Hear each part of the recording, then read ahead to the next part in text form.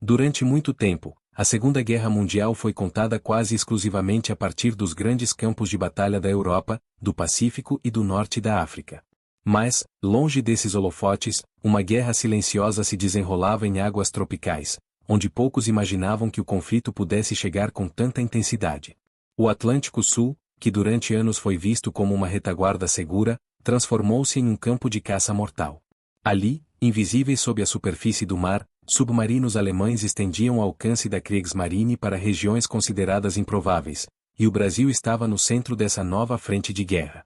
No início do conflito, o Brasil mantinha uma posição oficialmente neutra. No entanto, sua localização estratégica fazia do país uma peça-chave no tabuleiro global. Rotas marítimas vitais passavam pela costa brasileira, ligando os Estados Unidos, a África e o Oriente Médio. Petróleo, borracha, alimentos, minério, tudo cruzava aquele trecho do oceano. E onde há rotas vitais, há alvos. À medida que a guerra avançava e o cerco aliado se apertava no Atlântico Norte, o comando submarino alemão começou a expandir suas operações para áreas menos protegidas. O objetivo era claro: interromper o fluxo logístico dos aliados, espalhar medo e forçar o desvio de recursos para a defesa de regiões antes consideradas seguras. Foi nesse contexto que submarinos do tipo Nono, projetados para longas patrulhas oceânicas, começaram a aparecer cada vez mais ao sul do Equador. Entre eles estava o 199. Comandado pelo capitão-leutnant Hans Werner Krauss, o 199 partiu para sua patrulha no Atlântico Sul em meados de 1943. Sua missão era clara: atacar navios mercantes aliados, operar próximo à costa brasileira e explorar qualquer fragilidade na defesa aérea e naval da região. Naquele momento, o Brasil já havia sido empurrado para dentro da guerra. Após uma série de ataques brutais a navios mercantes brasileiros em 1942, muitos deles com grande perda de vidas civis, a neutralidade tornou-se insustentável. A população exigia resposta. O governo declarou guerra às potências do eixo, e as forças armadas brasileiras passaram por uma rápida transformação. Entre essas forças, a Força Aérea Brasileira começava a assumir um papel que poucos imaginavam ser possível tão cedo: a guerra antissubmarino. No início, os recursos eram limitados. Aeronaves adaptadas às pressas, tripulações em treinamento acelerado, doutrina ainda em formação. Mas havia algo decisivo: cooperação com os aliados e um senso claro de urgência. Os céus sobre o litoral brasileiro passaram a ser patrulhados de forma constante. Voos longos, cansativos, muitas vezes monótonos, interrompidos apenas pelo silêncio do mar e pela tensão permanente de saber que, a qualquer momento, algo poderia surgir sob a superfície. O 199 operava com cautela, mas também com confiança. Até então, os submarinos alemães haviam encontrado pouco ou nenhum desafio sério naquela região.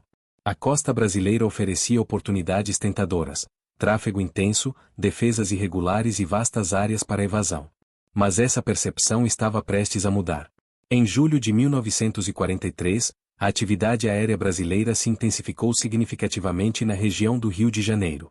Relatos de navios atacados, sinais suspeitos e informações de inteligência apontavam para a presença de um submarino inimigo operando perigosamente próximo à costa. O Atlântico deixava de ser profundo e impessoal. A guerra estava batendo à porta. Na manhã de 31 de julho de 1943, o destino do 199 começaria a ser selado. A tripulação do submarino acreditava estar relativamente segura. Operar próximo à costa trazia riscos, mas também vantagens: menos espaço para manobras aliadas, maior dificuldade de coordenação entre forças aéreas e navais, e a possibilidade de ataques rápidos antes de desaparecer novamente sob as ondas. O que Krauss e sua tripulação não sabiam era que o equilíbrio havia mudado. A Força Aérea Brasileira, agora integrada ao sistema aliado de patrulha do Atlântico Sul, estava pronta para provar que o Brasil não era mais um elo fraco na cadeia defensiva. E quando o primeiro avião surgiu no horizonte, já era tarde demais para o 199. O primeiro contato visual aconteceu de forma quase abrupta. Do alto, a tripulação da aeronave de patrulha avistou algo que não deveria estar ali: uma silhueta escura cortando a superfície do mar, próxima demais da costa para ser ignorada. O brilho metálico do casco, ainda parcialmente exposto, denunciava o que por meses havia sido apenas uma suspeita: um submarino alemão. Naquele instante, não havia mais espaço para hesitação. O rádio ganhou vida, mensagens curtas e objetivas cruzaram o ar, e o procedimento treinado dezenas de vezes finalmente deixava o papel para se tornar realidade. O 199 havia sido encontrado. No interior do submarino, o clima mudou em segundos. Alarmes soaram, ordens foram gritadas em alemão, e a tripulação correu para postos já conhecidos de cor. O comandante Kraus sabia exatamente o que aquilo significava. Um submarino detectado na superfície, especialmente durante o dia, estava em extrema desvantagem. A prioridade era clara: mergulhar o mais rápido possível. Mas o tempo havia se tornado um luxo que o 199 não possuía mais. Enquanto o submarino iniciava sua manobra de emergência, a aeronave brasileira já se posicionava para o ataque. O piloto ajustou a trajetória, alinhando-se com o alvo, enquanto o observador mantinha contato visual constante, guiando cada correção com precisão quase cirúrgica. Não se tratava de um ataque improvisado. Era o resultado direto de meses de aprendizado acelerado, cooperação com forças aliadas e adaptação a uma guerra completamente nova para o Brasil. As primeiras cargas de profundidade foram lançadas. Elas não precisavam acertar diretamente o submarino. Bastava explodir próximas o suficiente para criar ondas de choque capazes de danificar o casco, desorganizar sistemas internos e forçar o inimigo a subir novamente à superfície, onde seria ainda mais vulnerável. As explosões sacudiram o mar.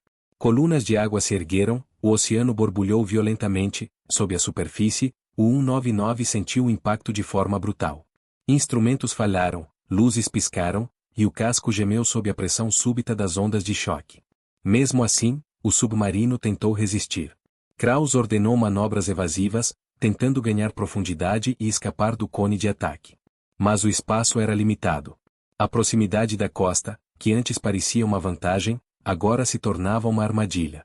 Outras aeronaves se aproximavam. A resposta brasileira havia sido rápida e coordenada. Aviões da Força Aérea Brasileira e da Aviação Naval Americana convergiam para a área, formando um cerco cada vez mais fechado. O céu, antes vazio, começava a se encher de ameaças. O 199 estava sendo caçado. Nova sequência de ataque seguiu-se, cada vez mais precisa. As cargas explodiam mais perto. O submarino perdeu controle parcial de profundidade. Água começou a infiltrar-se em compartimentos internos. A situação tornava-se crítica. Foi então que o inevitável aconteceu. Sem condições de manter o mergulho e com danos crescentes, o 199 foi forçado a emergir. Quando o casco rompeu a superfície novamente, não havia mais qualquer ilusão de escape. Metralhadoras aéreas abriram fogo, atingindo a torre de comando e áreas expostas. A tripulação correu para o convés em desespero, tentando abandonar o navio enquanto ainda havia chance. O submarino alemão, que por semanas havia operado como predador silencioso, agora estava indefeso, imóvel, exposto ao céu. Pouco depois, uma última explosão selou seu destino. O 199 começou a adernar rapidamente. Em questão de minutos, o submarino desapareceu sob as ondas do Atlântico Sul, levando consigo parte de sua tripulação.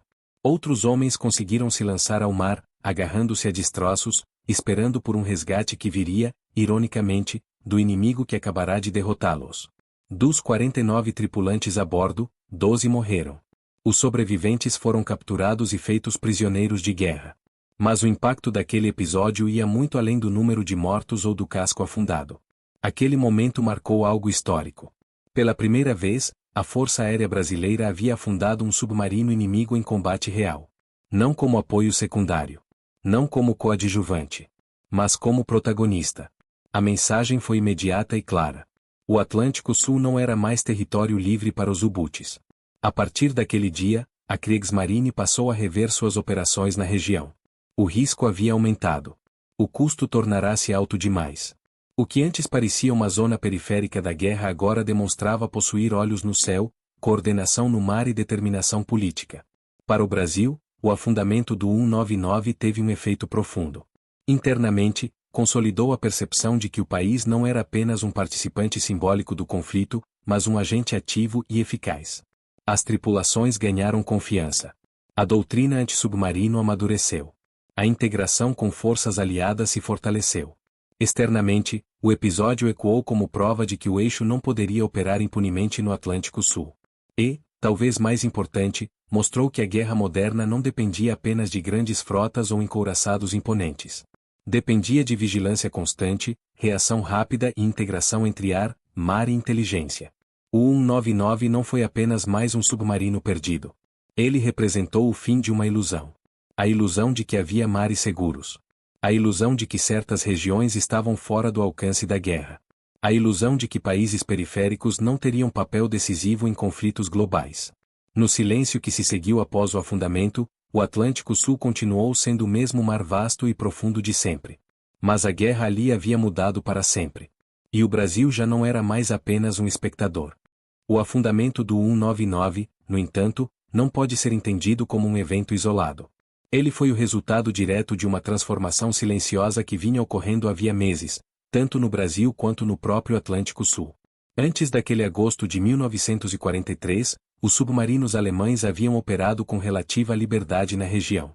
A costa brasileira, extensa e mal protegida no início da guerra, tornará-se um corredor estratégico para os U-Bootes. Navios mercantes eram afundados a poucas milhas da costa.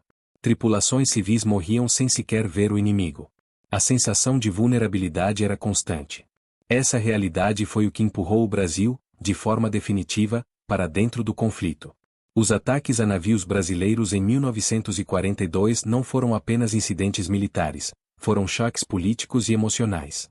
Eles atingiram diretamente a opinião pública, romperam qualquer neutralidade possível e aceleraram um processo que já estava em andamento: a modernização urgente das Forças Armadas, em especial da aviação e da guerra antissubmarino. A Força Aérea Brasileira, ainda jovem, passou por uma curva de aprendizado brutal. Tripulações foram treinadas às pressas. Doutrinas tiveram de ser absorvidas quase em tempo real. Técnicas de patrulha marítima, identificação de alvos, ataque com cargas de profundidade e coordenação com forças navais aliadas tornaram-se rotina. Nada disso era trivial. Voar longas horas sobre o oceano, muitas vezes sem contato visual com terra, exigia disciplina, navegação precisa e resistência física e psicológica. Detectar um submarino, muitas vezes apenas por uma esteira na água ou um reflexo momentâneo, exigia atenção constante. Atacar no momento certo, no ângulo correto, com cálculo de tempo e distância, era uma habilidade que só se desenvolvia com treino e experiência. O 199 foi pego justamente nesse novo cenário. Ele não enfrentou uma costa indefesa. Não encontrou um inimigo improvisado. Encontrou um sistema que começava, enfim, a funcionar. E isso teve consequências mais amplas.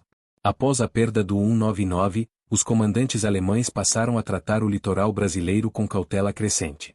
As patrulhas aéreas tornaram-se mais frequentes. A cooperação com os Estados Unidos intensificou a cobertura do Atlântico Sul. O risco de detecção aumentava a cada dia. Para um submarino, risco é tudo. Diferente de navios de superfície, o U-Boat vive da invisibilidade. Quando essa vantagem se perde, ele deixa de ser predador e passa a ser presa. E foi exatamente isso que começou a acontecer naquela região. A guerra submarina, que havia sido pensada para estrangular rotas marítimas vitais, começou a enfrentar um custo operacional alto demais. Cada missão tornava-se mais perigosa. Cada aproximação da costa, mais arriscada. Cada subida à superfície, uma aposta contra o acaso. O Atlântico Sul deixava de ser um espaço permissivo. Para o Brasil, o episódio teve também um efeito simbólico profundo. O afundamento do 199 ajudou a consolidar uma identidade operacional. A FAB não era mais apenas uma força em formação, mas uma organização capaz de executar missões complexas, integradas e letais. Isso moldaria sua doutrina por décadas. Mais do que isso, mudou a percepção internacional. O Brasil passou a ser visto como um parceiro confiável na defesa do Atlântico Sul. Suas bases aéreas tornaram-se peça-chave na malha de patrulhamento aliada. Sua aviação ganhou respeito. Seu papel estratégico deixou de ser periférico. E tudo isso começou a partir de encontros como aquele: um avião no céu, um submarino no mar e decisões tomadas em segundos que carregavam consequências globais. Para os sobreviventes do 199, capturados e levados como prisioneiros de guerra, restou a ironia amarga de terem sido derrotados longe dos grandes teatros de batalha que dominavam os mapas estratégicos da época. Eles haviam sido enviados para uma região considerada secundária. Descobriram, tarde demais, que ali também se travava uma guerra real, moderna e implacável. Hoje, décadas depois, o local onde o 199 afundou repousa em silêncio no fundo do oceano. O mar fechou-se sobre os destroços, como sempre faz. Mas a história não se perdeu. Ela permanece como um lembrete poderoso. De que guerras não são decididas apenas nos grandes confrontos. De que mares distantes também importam. E de que, às vezes, um único contato visual no horizonte é suficiente para mudar o rumo de toda uma campanha. E aquela manhã de agosto de 1943 foi exatamente isso. A partir daquele ponto, a história do 199 passou a ocupar um lugar específico dentro da memória da guerra no Atlântico Sul, não apenas como mais um submarino perdido, mas como um marco de virada. Ele simboliza o momento em que a lógica da caça mudou definitivamente de lado naquela região. Até então, o submarino era o caçador invisível. Operava à distância, escolhia quando atacar, quando recuar, quando desaparecer. A superfície era perigosa, mas necessária. O mergulho oferecia proteção, mas também isolamento. O equilíbrio sempre foi delicado. O que mudou em 1943 foi que esse equilíbrio começou a ruir. A aviação de patrulha marítima passou a reduzir drasticamente o tempo seguro dos U-Boots na superfície. E sem tempo na superfície, não havia como carregar baterias, ventilar o interior do casco ou manter velocidade estratégica. O submarino moderno da época ainda dependia profundamente do ar e do combustível. Ele não era, de fato, uma arma totalmente submersível, era um navio de superfície que podia mergulhar. Esse detalhe técnico, muitas vezes esquecido, foi fatal. Cada nova patrulha aérea encurtava ainda mais a margem de erro. Um comandante precisava decidir, subir e arriscar ser visto, ou permanecer submerso e perder mobilidade. Nenhuma das opções era boa. Ambas levavam, mais cedo ou mais tarde, à derrota. O 199 foi pego exatamente nesse dilema. Relatos posteriores indicam que o submarino já estava sob pressão antes do ataque final. A presença aérea constante, a dificuldade de se aproximar de alvos e o aumento da vigilância tornavam cada manobra mais tensa. Quando foi detectado, o tempo de reação foi mínimo. Não houve margem para erro. Não houve espaço para manobras complexas. A guerra moderna não perdoa a hesitação. Do ponto de vista brasileiro, esse episódio também revelou algo fundamental: a importância da integração. Nenhuma das forças envolvidas teria alcançado aquele resultado sozinha. A detecção aérea, o ataque coordenado, a cobertura e a resposta rápida fizeram parte de um sistema que começava a amadurecer. Era a guerra em rede, ainda em seu estágio inicial. Esse aprendizado não se perdeu após o conflito. Ele moldou doutrinas, influenciou investimentos e ajudou a definir o papel estratégico do Brasil no pós-guerra. A defesa do Atlântico Sul deixou de ser apenas uma preocupação circunstancial e passou a ser entendida como responsabilidade permanente. Décadas depois, esse legado ainda ecoa.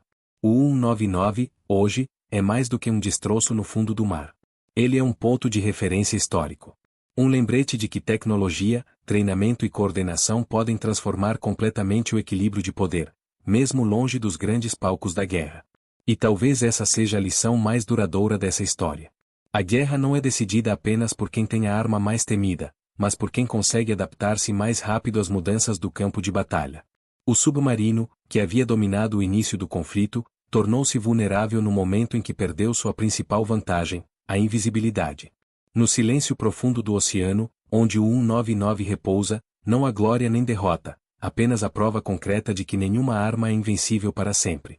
E que, naquele agosto de 1943, o Atlântico Sul deixou de ser território livre para os caçadores invisíveis. Com o passar dos dias, o impacto daquele afundamento começou a se espalhar além do meio militar. A notícia percorreu bases, comandos e gabinetes, deixando claro que algo havia mudado de forma definitiva. Pela primeira vez, o Atlântico Sul deixava de ser visto apenas como uma retaguarda distante do conflito europeu e passava a ser reconhecido como um teatro ativo, onde decisões e ações tinham peso real no desfecho da guerra. Para a Alemanha, a perda do 199 não foi apenas mais um número nas estatísticas crescentes de submarinos destruídos. Ela representou a confirmação de que a estratégia de estender operações para áreas consideradas secundárias já não oferecia a segurança esperada. O oceano estava ficando pequeno demais para o sigilo que os U-Boots exigiam para sobreviver. Os comandantes alemães sabiam disso.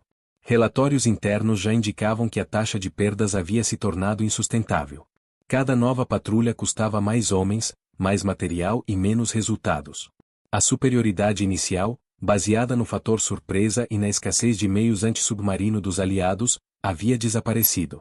Em seu lugar surgira um ambiente saturado de sensores, aeronaves, escoltas e procedimentos cada vez mais refinados. O 199 foi vítima desse novo mundo. Ao contrário dos primeiros anos da guerra, quando submarinos podiam operar por semanas sem contato com forças inimigas, agora cada milha navegada carregava risco. Cada transmissão de rádio podia ser interceptada. Cada subida à superfície podia ser a última. O oceano já não escondia, ele denunciava.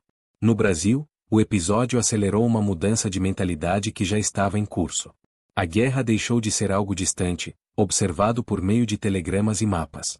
Ela passou a ser sentida no ar, no mar e na responsabilidade direta de proteger rotas vitais para o esforço aliado.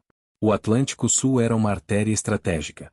Por ali passavam navios carregados de petróleo, matérias-primas, alimentos e equipamentos. Se essa artéria fosse cortada, o impacto seria imediato. O afundamento do 199 mostrou que essa defesa era possível, mas exigia vigilância constante.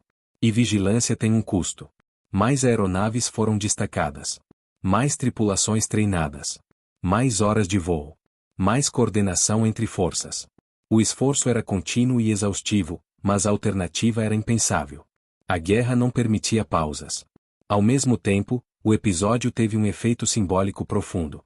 Para muitos militares brasileiros, foi a primeira confirmação concreta de que estavam, de fato, em combate direto contra uma das armas mais temidas do conflito. Isso mudou a forma como o treinamento era encarado, como as missões eram planejadas e como o risco era percebido. Não se tratava mais de patrulhas de rotina. Cada voo passou a carregar a expectativa real de confronto. Cada ponto escuro no mar podia esconder um inimigo mortal. Essa consciência elevou o nível de atenção e profissionalismo de forma acelerada, forjada não por teoria, mas por experiência. O silêncio que envolveu o destino do 199 também teve um peso humano difícil de ignorar. Dentro daquele casco, homens morreram sem testemunhas, longe de casa, em uma guerra que não oferecia espaço para resgate ou rendição. O oceano engoliu não apenas um submarino, mas histórias individuais que jamais seriam contadas. Esse é um aspecto frequentemente esquecido da guerra submarina. Não há confrontos visíveis. Não há campos de batalha delimitados. Há apenas o impacto súbito, a explosão, a água entrando e o fim. Para os que estão dentro, tudo acontece em segundos. Para os que observam depois, resta apenas o registro seco de um afundamento. E ainda assim, o significado estratégico permanece. O 199 marcou o fim de uma fase e o início de outra. A partir dali, o submarino deixou de ser o predador absoluto no Atlântico Sul. Ele passou a ser caçado de forma sistemática, persistente e cada vez mais eficaz. A guerra havia aprendido como enfrentá-lo. E, quando a guerra aprende, ela raramente esquece. Nos meses seguintes, o padrão se repetiria. Submarinos recuariam. Rotas seriam reforçadas. A iniciativa mudaria de mãos. O oceano, que antes favorecia o invisível, passaria a favorecer quem conseguia ver primeiro. No fim, a história do 199 não é apenas sobre um submarino afundado. É sobre o momento exato em que a balança da guerra submarina se inclinou de vez, mesmo em águas que, até pouco tempo antes, pareciam seguras para quem vivia nas sombras. Com o avanço do conflito e a consolidação desse novo equilíbrio, o episódio do 199 passou a ser visto não apenas como um sucesso isolado, mas como um sinal claro de maturidade operacional. A guerra no Atlântico Sul havia entrado em uma nova fase, menos improvisada, mais sistemática, mais letal para quem ainda acreditava que aquelas águas eram um refúgio seguro. Os alemães compreenderam rapidamente o recado. A presença de submarinos naquela região passou a exigir cada vez mais recursos para resultados cada vez menores. O risco já não compensava.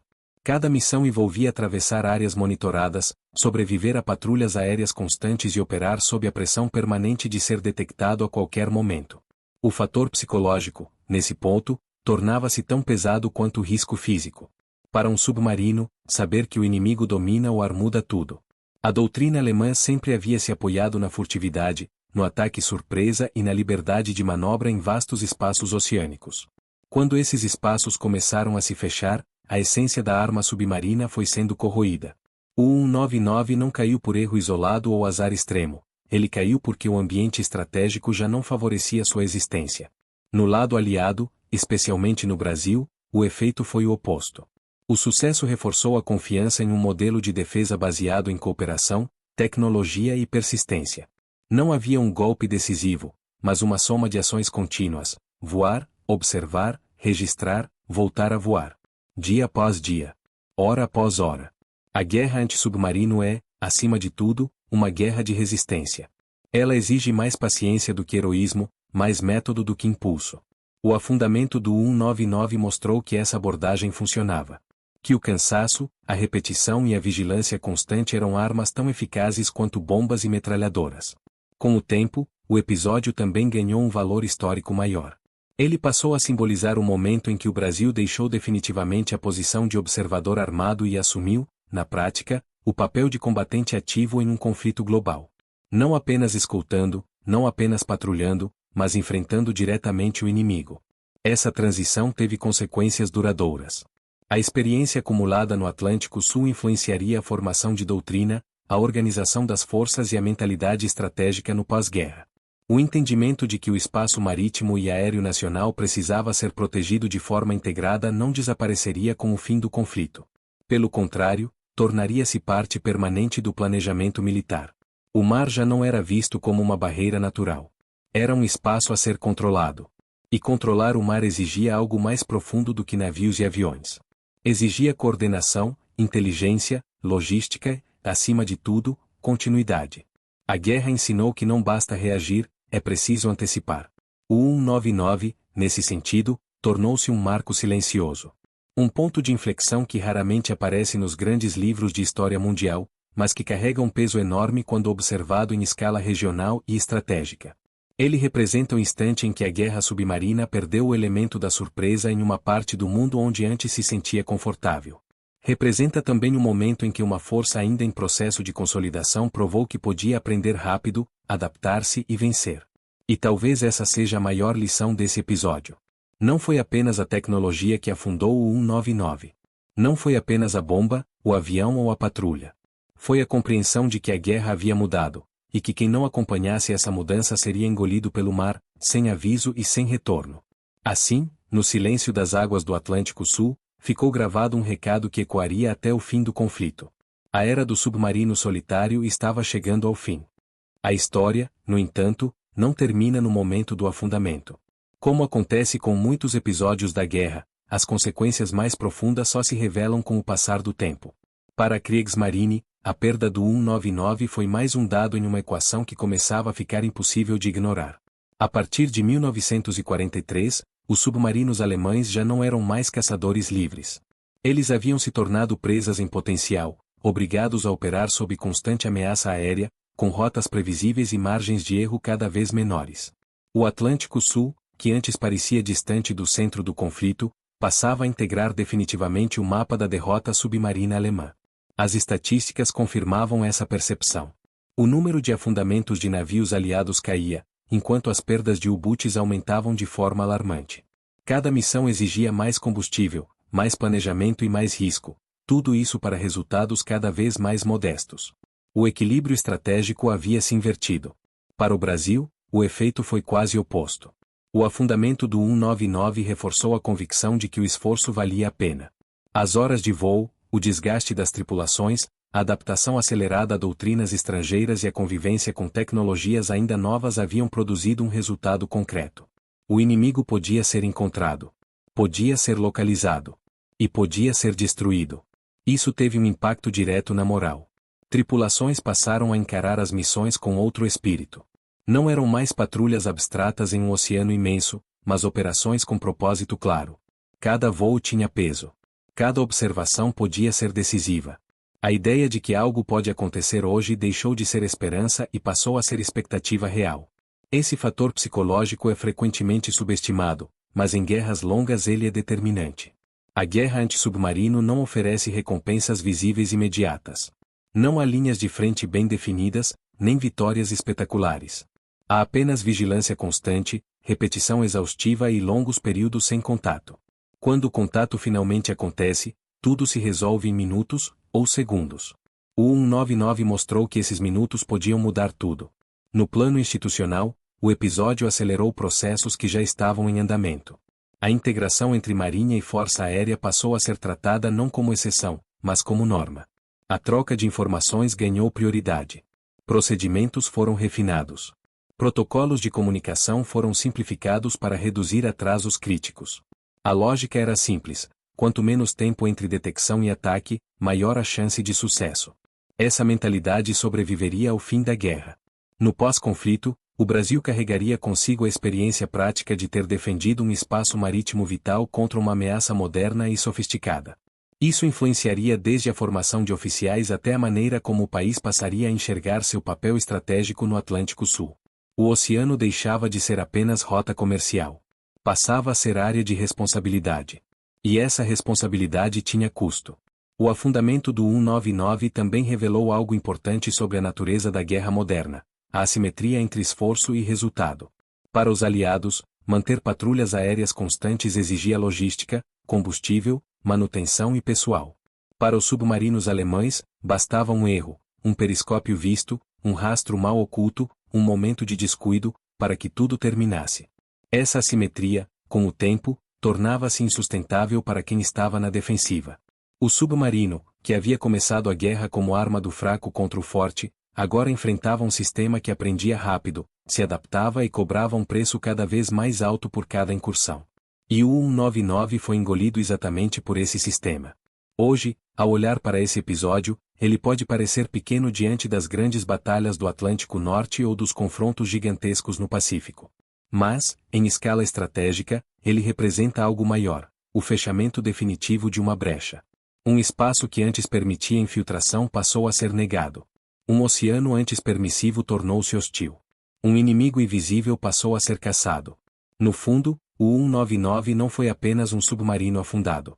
Ele foi a prova de que a guerra havia alcançado o Atlântico Sul, e de que, naquele ponto, ela já estava mudando de vencedor. E quando o conflito finalmente terminasse, o silêncio que tomou aquelas águas não seria o mesmo silêncio de antes. Seria um silêncio vigiado.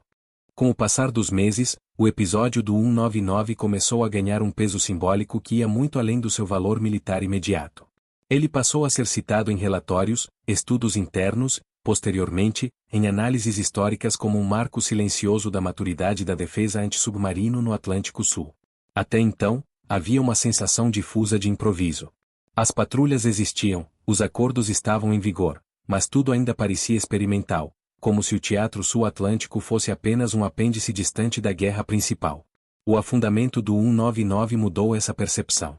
Ele demonstrou que não se tratava mais de presença dissuasória, mas de combate real e bem-sucedido. Isso teve consequências práticas. A partir desse momento, os comandantes aliados passaram a considerar seriamente o Atlântico Sul como uma área negada aos submarinos alemães. Não completamente segura, mas progressivamente hostil. O simples fato de um U-boot ter sido localizado, perseguido e destruído tão perto da costa brasileira serviu como alerta para qualquer outra tripulação que considerasse operar naquela região. Para os submarinistas alemães, isso significava um dilema cruel. Evitar o Atlântico Sul reduzia ainda mais as áreas de operação disponíveis, concentrando os U-boots em zonas já saturadas de escoltas, aviões e sensores. Insistir em operar ali, por outro lado, aumentava exponencialmente o risco de detecção. O oceano que antes oferecia profundidade estratégica agora funcionava como armadilha. Esse tipo de dilema não aparece nos mapas, mas decide guerras. Outro aspecto pouco comentado, mas fundamental, foi o impacto técnico do episódio. Cada encontro com um submarino fornecia dados. Padrões de manobra, tempos de submersão, reação ao ataque aéreo, comportamento diante de cargas de profundidade. O 199, mesmo afundado, continuou ensinando. Os relatórios detalhavam como o submarino tentou escapar, quanto tempo permaneceu submerso, quando foi forçado a emergir e como reagiu ao ataque final. Essas informações alimentavam ajustes táticos quase imediatos. Alturas de ataque, ângulos de aproximação, espaçamento entre cargas, tudo podia ser refinado. A guerra antissubmarino era, acima de tudo, uma guerra de aprendizado contínuo. E, nesse processo, quem aprendia mais rápido sobrevivia. O Brasil, que havia entrado tardiamente no conflito, acabou absorvendo em poucos anos uma experiência que outras nações levaram décadas para construir. Isso moldou uma geração inteira de aviadores e marinheiros, que passaram a enxergar o mar não apenas como espaço de circulação, mas como ambiente operacional complexo, dinâmico e potencialmente letal. Esse legado não desapareceu com o fim da guerra. No pós-guerra, muitos dos procedimentos desenvolvidos durante aquelas patrulhas continuaram a ser ensinados, adaptados e incorporados à doutrina. A ideia de vigilância permanente, de integração entre meios e de resposta rápida a ameaças invisíveis permaneceu válida, mesmo quando o inimigo mudou de bandeira. Hoje, ao revisitar a história do 199, é tentador enxergá-la apenas como um episódio isolado, um submarino afundado, um combate bem-sucedido, uma nota de rodapé na imensa cronologia da Segunda Guerra Mundial. Mas essa leitura perde o essencial. O 199 representa o momento em que o Atlântico Sul deixou de ser periferia e se tornou fronteira. Uma fronteira vigiada por aviões, navios e homens que, até pouco tempo antes, não imaginavam que fariam parte de uma guerra global. Representa também a transição definitiva do submarino como predador solitário para alvo de um sistema integrado. Um sistema que combinava olhos no céu, armas no mar e informações fluindo em tempo quase real. E, talvez mais importante, representa a prova de que, em guerras modernas, a vitória raramente vem de um único golpe espetacular. Ela nasce da persistência, da vigilância, da capacidade de transformar rotina em vantagem. O 199 afundou em poucos minutos. Mas o significado de sua perda continua ecoando muito além daquele ponto no oceano. Porque, a partir dali, o Atlântico Sul nunca mais seria um espaço vazio. Mesmo depois do fim da guerra, o caso do 199 continuou a ser estudado com atenção quase obsessiva. Não por nostalgia, nem por propaganda, mas porque ele condensava em poucos minutos tudo aquilo que a guerra no mar havia se tornado: rapidez, integração e irreversibilidade. Para os alemães, o episódio foi um sinal claro de esgotamento estratégico. Já não se tratava apenas de perdas numéricas, mas da perda de iniciativa. O U-Boot, que no início da guerra operava com liberdade quase absoluta, agora era forçado a reagir, a fugir, a improvisar. E cada reação aumentava a sua exposição. Submarinos que precisavam emergir para recarregar baterias tornavam-se alvos. Submarinos que permaneciam submersos por tempo excessivo perdiam mobilidade, consciência situacional e margem de manobra. O oceano, que antes escondia, agora denunciava. No Atlântico Sul, isso ficou particularmente evidente. A geografia não ajudava os alemães. As rotas comerciais eram previsíveis, os portos aliados estavam bem distribuídos e as áreas de patrulha aérea podiam ser cobertas com eficiência crescente.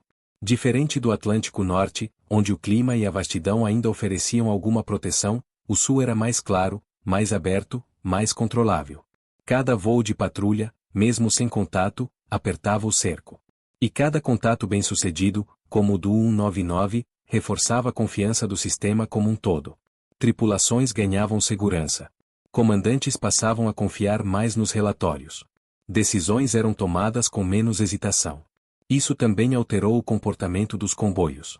Navios mercantes, antes dispersos e vulneráveis, passaram a operar com mais disciplina. As rotas eram ajustadas, horários sincronizados, comunicações padronizadas. A simples percepção de que havia olhos no céu reduzia o pânico e aumentava a coesão. A guerra invisível começava a produzir efeitos visíveis. Outro ponto crucial foi a cooperação internacional. O afundamento do 199 não foi apenas um feito brasileiro, mas o resultado de uma engrenagem maior. Informações repassadas, doutrinas compartilhadas, equipamentos padronizados. Nada daquilo funcionaria isoladamente. O episódio demonstrou, de forma inequívoca, que a soberania operacional no mar já não dependia apenas da bandeira pintada no casco, mas da capacidade de integrar-se a uma rede maior. Essa foi uma lição que atravessou o pós-guerra intacta. Décadas depois, quando a ameaça submarina assumiu novas formas, mais silenciosas, mais profundas, mais tecnológicas, os princípios fundamentais continuaram os mesmos. Detectar cedo. Reagir rápido. Não permitir espaço para o inimigo respirar. O 199 pertence a uma era específica, mas a lógica de sua destruição não envelheceu.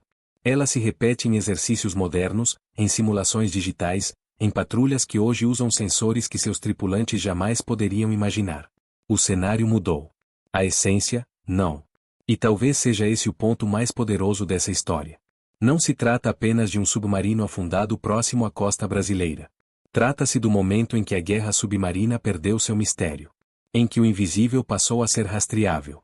Em que o oceano deixou de ser abrigo e passou a ser campo de vigilância. O 199 não foi o maior submarino. Não foi o mais letal. Não foi o mais famoso. Mas foi um dos que melhor simbolizaram o fim de uma era. Uma era em que o silêncio era proteção. E em que, por alguns anos, isso foi suficiente. depois dele, nunca mais seria. A repercussão do afundamento do 199 também teve um efeito profundo dentro da própria Força Aérea Brasileira. Até aquele momento, a aviação de patrulha ainda era vista por alguns setores como um complemento, importante, mas secundário, às ações navais. Depois daquele episódio, essa percepção mudou de forma definitiva. Ficou claro que o avião não era apenas um observador do mar. Ele havia se tornado uma arma antissubmarino completa. A partir dali, os esforços de treinamento se intensificaram. Tripulações passaram a repetir exaustivamente procedimentos de busca, identificação e ataque. O tempo entre o avistamento e a ação precisava ser mínimo. Não havia espaço para hesitação. Um submarino detectado era um submarino que precisava ser atacado imediatamente, porque cada segundo a mais significava a chance de ele mergulhar e desaparecer. Esse senso de urgência nasceu diretamente de experiências como a do 199. Os pilotos aprenderam a reconhecer padrões quase imperceptíveis na superfície do mar. Um reflexo estranho. Uma linha que não acompanhava o movimento das ondas. Uma sombra deslocando-se contra a lógica da corrente. Nada disso vinha de manuais, vinha da prática. E quanto mais se voava, mais o oceano parecia falar. Do lado alemão, o impacto foi silencioso, mas profundo. Cada perda no Atlântico Sul tinha um peso estratégico desproporcional. Não era apenas um submarino a menos. Era uma tripulação treinada, um comandante experiente, semanas ou meses de patrulha desperdiçados. E, pior ainda, era a confirmação de que nem mesmo áreas consideradas secundárias estavam seguras. O conceito de zonas tranquilas simplesmente deixou de existir. Isso forçou mudanças táticas desesperadas. U-boats passaram a navegar submersos por mais tempo, mesmo quando isso reduzia drasticamente sua mobilidade. Emergências eram adiadas. Riscos se acumulavam. O submarino, que havia sido pensado como um predador, estava se tornando um animal acuado. E um predador acuado comete erros. O 199 não foi o único exemplo, mas foi um dos mais didáticos. Sua tentativa de escapar para águas mais profundas, sua exposição prolongada na superfície, a resposta aérea rápida, tudo isso revelou como o ciclo de decisão alemão havia se encurtado perigosamente. A margem para improvisação havia acabado. Outro aspecto frequentemente ignorado é o efeito psicológico desse tipo de operação. Para os tripulantes aliados, cada sucesso reforçava a crença de que o submarino não era invencível. Para os submarinistas alemães, cada relato de patrulha aérea bem-sucedida alimentava a sensação oposta, a de que o mar já não oferecia refúgio. Cartas enviadas à Alemanha, relatos internos e registros de guerra mostram um aumento claro do desgaste emocional. O medo não vinha apenas do ataque em si, mas da vigilância constante. Da sensação de estar sendo observado mesmo quando nada parecia acontecer. Essa é uma forma de pressão que não deixa marcas visíveis no casco, mas cobra um preço alto. Com o passar dos meses, o Atlântico Sul deixou de ser uma frente ativa para os U-boats. Não porque os alemães tivessem desistido voluntariamente, mas porque o custo passou a ser alto demais para justificar os resultados. O esforço foi redirecionado, as prioridades mudaram, e a guerra submarina entrou em sua fase defensiva. Nesse contexto, o Brasil consolidou um papel que poucas vezes é plenamente reconhecido, o de guardião de uma das rotas mais vitais do conflito. Sem grandes batalhas navais, sem encouraçados em duelo, sem imagens épicas, mas com vigilância constante, coordenação internacional e ação decisiva no momento certo. O 199 representa exatamente isso. Não um confronto grandioso, mas uma vitória construída por atenção, disciplina e integração. Uma vitória que não aconteceu por acaso. E que ajudou a garantir que milhões de toneladas de suprimentos cruzassem o Atlântico em segurança. No fim, essa é talvez a maior lição dessa história. A guerra moderna não é vencida apenas pelos maiores navios, pelas armas mais potentes ou pelos gestos mais dramáticos. Ela é vencida por sistemas que funcionam todos os dias, mesmo quando ninguém está olhando. E, naquele agosto de 1943, sobre as águas do litoral brasileiro, esse sistema funcionou. Mesmo após o afundamento do 199, os ecos daquele episódio continuaram a se espalhar por toda a estrutura de defesa aliada no Atlântico Sul. Relatórios circularam entre comandos navais, aéreo e até diplomáticos, não como propaganda, mas como evidência concreta de que a guerra havia mudado de natureza naquela região. O Atlântico Sul deixará de ser um espaço marginal. Ele havia se tornado um corredor estratégico protegido. A partir desse momento, a coordenação entre Brasil, Estados Unidos e Reino Unido se aprofundou ainda mais. Informações de inteligência passaram a circular com maior rapidez. Relatórios de avistamentos, sinais de rádio suspeitos e padrões de navegação eram analisados de forma integrada. O oceano deixava de ser apenas vasto, passava a ser monitorado. E isso alterava tudo. A simples possibilidade de vigilância aérea constante obrigava os submarinos inimigos a operar em condições cada vez mais desfavoráveis. Permanecer submerso por longos períodos significava velocidade reduzida, menor alcance e desgaste extremo da tripulação. Emergir para recarregar baterias tornava-se uma decisão angustiante, tomada sempre sob o risco de ser a última. O mar já não era um aliado. Era um espaço hostil. Para o Brasil, esse período marcou uma transformação definitiva de sua mentalidade estratégica. A guerra mostrou, de forma inequívoca, que a defesa do território não terminava na linha da costa. Ela se estendia por milhares de quilômetros de oceano, por rotas comerciais, por pontos aparentemente invisíveis no mapa. Cada avião em patrulha não estava apenas procurando submarinos. Estava protegendo economias, cadeias logísticas e vidas humanas muito além do horizonte. Esse aprendizado moldaria o pensamento militar brasileiro no pós-guerra. A noção de vigilância marítima permanente, integração entre forças e uso da aviação como ferramenta estratégica deixaria de ser exceção e passaria a ser doutrina. O afundamento do 199, nesse sentido, foi mais do que um sucesso tático. Foi um marco conceitual. Do ponto de vista histórico, ele também ajuda a desmontar um mito persistente, o de que a guerra submarina era travada apenas nos grandes cenários do Atlântico Norte, entre comboios gigantescos e frotas colossais. A realidade foi muito mais distribuída, mais silenciosa, muitas vezes, mais decisiva em regiões consideradas periféricas. Sem controle do Atlântico Sul, o esforço de guerra aliado teria sido severamente comprometido. E os alemães sabiam disso. É por isso que o 199 estava ali. E é por isso que sua perda foi tão significativa. Hoje, ao olhar para esse episódio com a distância do tempo, ele revela algo ainda mais profundo. Como guerras modernas são vencidas não apenas por confrontos espetaculares, mas por uma soma de ações precisas, repetidas e coordenadas, muitas delas longe dos holofotes. Um avião que decola. Uma tripulação que observa. Um comandante que decide atacar no momento certo. Esses elementos, isoladamente, parecem pequenos. Juntos, mudam o curso da história. E assim, a história do 199 não termina no fundo do oceano. Ela continua como parte de uma transformação maior, a de um país que, em meio à maior guerra do século XX, assumiu silenciosamente a responsabilidade de proteger um oceano inteiro. Uma guerra invisível, mas absolutamente decisiva. Com o passar dos meses, a lição deixada pelo 199 passou a influenciar decisões que iam muito além de um único afundamento. O Atlântico Sul foi gradualmente redesenhado, não em mapas públicos, mas nos planejamentos internos das forças aliadas. Rotas foram ajustadas, padrões de escolta modificados e zonas antes consideradas seguras passaram a ser tratadas com cautela. Para os comandantes de submarinos alemães, a região começou a ganhar uma reputação sombria. Relatos de tripulações sobreviventes indicavam um ambiente cada vez mais imprevisível. Aviões surgiam onde antes não existiam. Patrulhas apareciam em horários irregulares.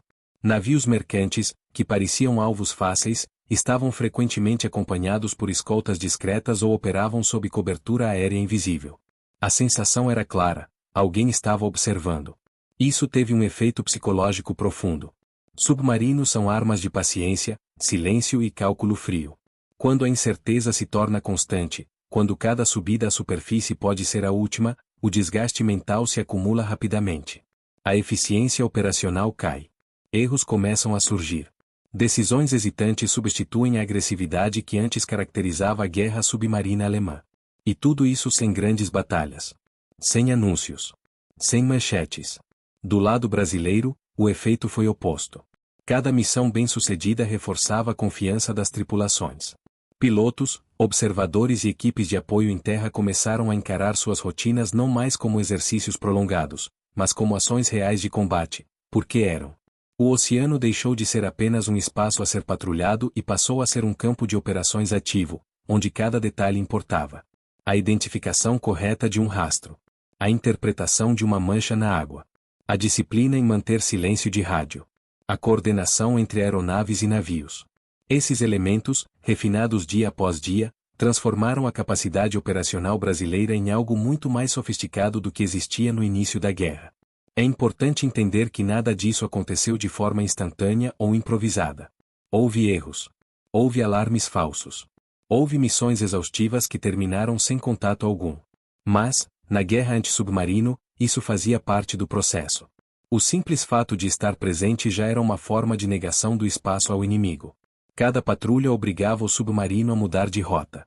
Cada mudança de rota reduzia sua eficácia. Cada redução de eficácia aproximava-o do fracasso. Esse é um tipo de guerra que não se mede apenas em navios afundados, mas em oportunidades negadas. Com o tempo, os próprios alemães começaram a rever suas expectativas para o Atlântico Sul. A região deixou de ser vista como um teatro secundário promissor e passou a ser tratada como um espaço de risco elevado, com retorno cada vez menor. Submarinos mais modernos eram necessários.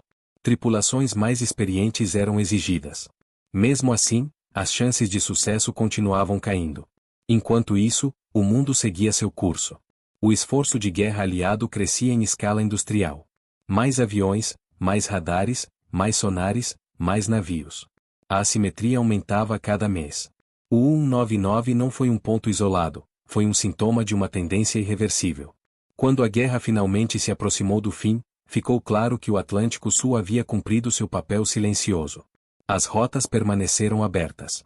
O fluxo de recursos seguiu sem interrupções decisivas. As economias aliadas resistiram. E isso não aconteceu por acaso. A vitória ali não teve uma data única. Não teve uma batalha final. Não teve uma rendição espetacular no mar. Ela foi construída dia após dia, voo após voo, patrulha após patrulha.